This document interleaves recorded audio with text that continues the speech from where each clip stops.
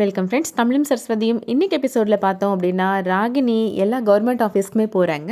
கம்பெனியை திறக்கிறதுக்கு ஏதாவது சான்ஸ் கிடைக்குமா அப்படின்னு ட்ரை பண்ணுறாங்க. ஆனால் யாருமே முடியாதுன்னே சொல்லிடுறாங்க. அடுத்ததாக கோதை ராகினிக்கு ஃபோன் பண்ணி பேசுகிறாங்க. இப்போ உங்களுக்கு சந்தோஷமா அப்படின்னு கேட்குறாங்க ராகினி. எங்கள் கம்பெனியை ஒரேடியாக இழுத்து மூட வச்சிட்டிங்கல்ல அப்படின்னு சொல்லிட்டு ரொம்ப கோவமாக பேசுகிறாங்க.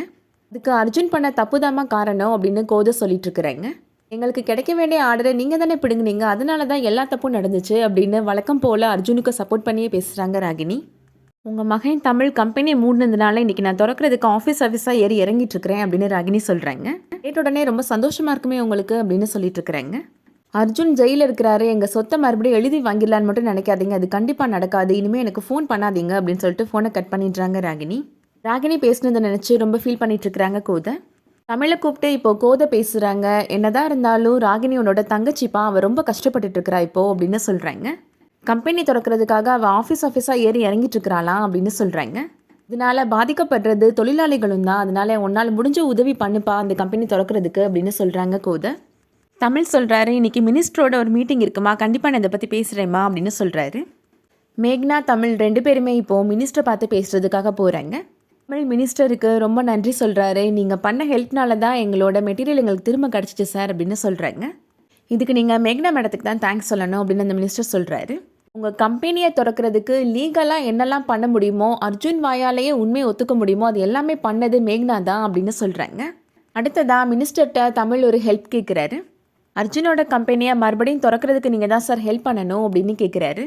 என்னதான் இருந்தாலும் அது என்னோட அம்மா அப்பாவோட கம்பெனி சார் அப்படின்னு சொல்கிறாரு.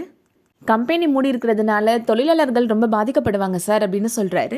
மேக்னாவுமே தமிழை இப்போது பாராட்டி பேசுகிறாங்க. உங்களை மாதிரி ஒரு நல்லவரை நான் பார்த்ததே கிடையாது அப்படின்னு சொல்கிறாங்க. உங்களுக்கு கெடுதல் பண்ணவங்களும் நல்லா இருக்கணும்னு நினைக்கிறீங்கல்ல, நானும் இந்த மாதிரிலாம் யாரையும் இவ்வளோ சீக்கிரமாக மன்னிக்கவே மாட்டேன் அப்படின்னு சொல்கிறாங்க மேக்னா.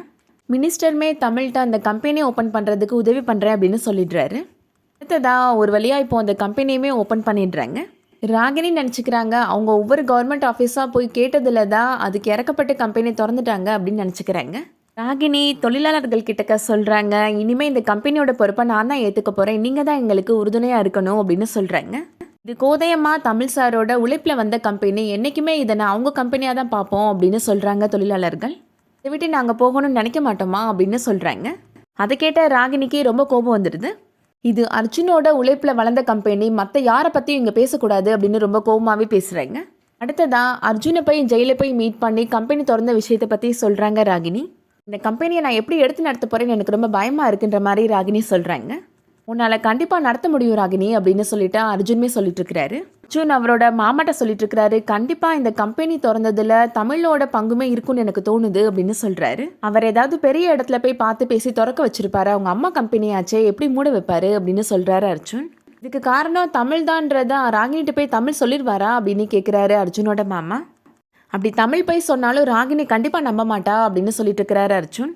ரிலீஸ் ஆனதும் தமிழில் பழி வாங்கணும் அப்படின்னு நினைக்கிறாரு அர்ஜுன். அதோட இன்னைக்கான எபிசோட் முடியுது. இந்த வீடியோ பிடிச்சிருந்துச்சுன்னா லைக் பண்ணிக்கோங்க. சீரியல் அப்டேட்ஸ்க்கு நம்ம சேனலை சப்ஸ்கிரைப் பண்ணிக்கோங்க. தேங்க்ஸ் ஃபார் வாட்சிங்.